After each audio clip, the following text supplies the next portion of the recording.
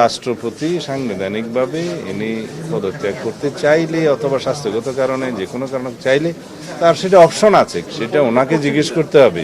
পরেরটা পরে দেখা যাবে।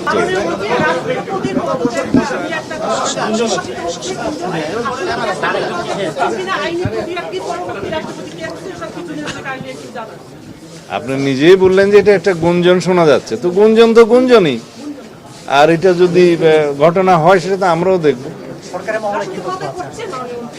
আপনি বললেন যে এটা একটা গুঞ্জন, গণমাধ্যমে আসছে, হতে পারে আপনারা রাষ্ট্রপতিকে জিজ্ঞেস করতে পারেন।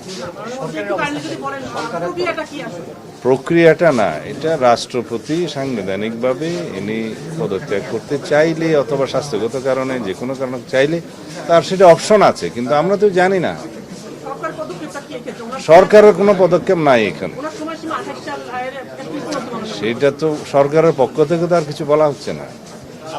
আবার আপনারা পত্রিকায় দেখছেন যে গুঞ্জন শোনা যাচ্ছে ইত্যাদি, আমিও শুনছি, সেটা ওনাকে জিজ্ঞেস করতে হবে।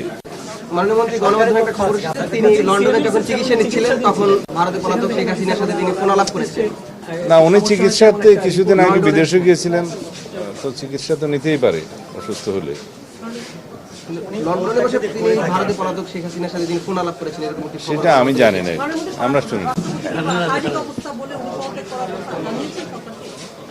না, এটা সরকারকে জানানোর কথা না। যদি মহামান্য রাষ্ট্রপতি স্বাস্থ্যগত কারণে হোক যে কোনো কারণে হোক পদত্যাগ করতে চান, সেই অপশন তো ওনারা আছে। এখানে সরকারের পক্ষ থেকে কিছু বলা হয়নি, আমিও এগুলো পত্রিকায় শুনছি। আর তিনি যদি পদত্যাগ করতে চান সাংবিধানিকভাবে সেটা মাননীয় স্পিকার বরাবর পদত্যাগপত্র দিতে হয়, এইটুকু নিয়ম আছে, জানি, এর বাইরে কিছু জানি না। পরেরটা পরে দেখা যাবে।